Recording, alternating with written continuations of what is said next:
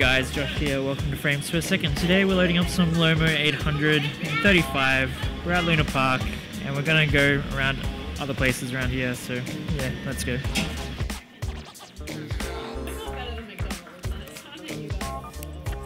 There's a reason why it's like made so much money.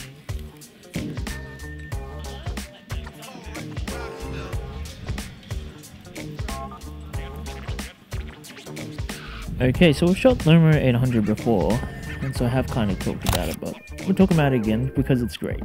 Like we've said before, it is Kodak Gold 800, the stuff that you usually find in the disposables that Kodak have, but they give the master sheets to Lomo and Lomo cut it up. So you can get it in 35 and 120, and it's great in both variations. It has that Kodak Gold warmth, but then it also manages to be a bit more neutral than say Portra 800, which gives it a bit of a different color palette. Like Cinestill's really blue, Portra's kind of leans really warm, but Lomo 800 kind of finds its way in the middle. For some reason it's just able to accentuate the other colors around and not just the skin tone, which I think is pretty damn great.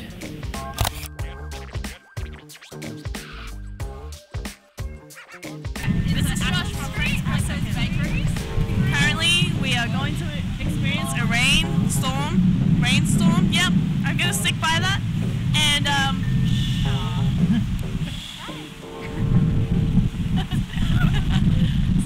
then my capture that one. Quick, let's go before it gets to us. Yeah, it's coming.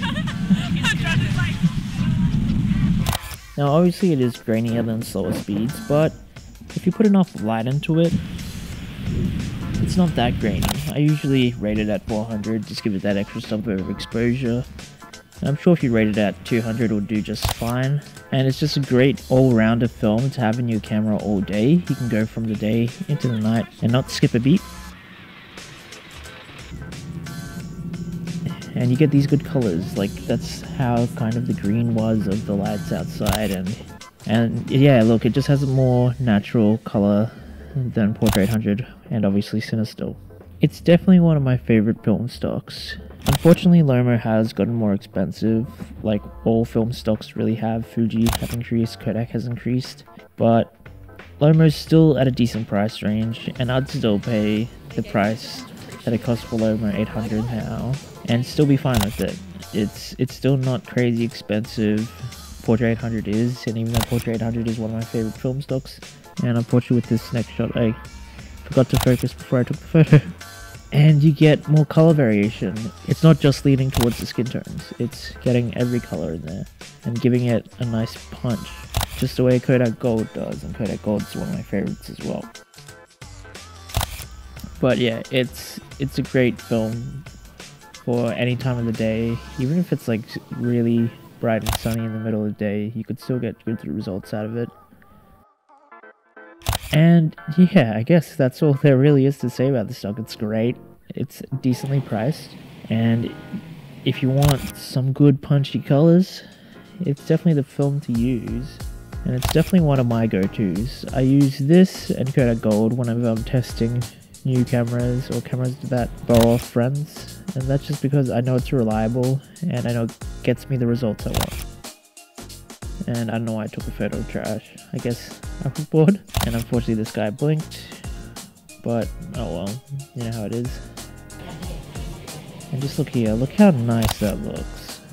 And the grain is, it's not too grainy for 800 speed film, it's not too grainy. And there was this girl with this rainbow umbrella. Unfortunately, I kept missing focus, and that's because we're just kind of like walking. Here I finally got one in focus, which was good.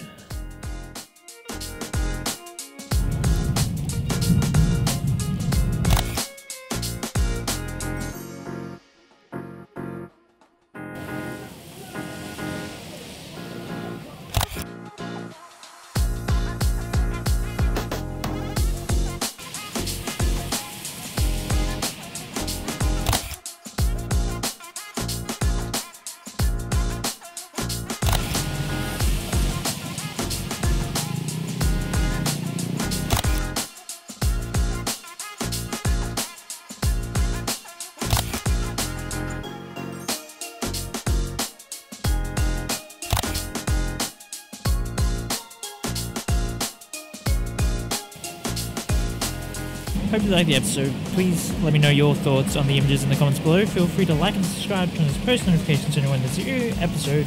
Anyway, I'm Josh, this has been Frames Per Second. Just get out there, shoot some film.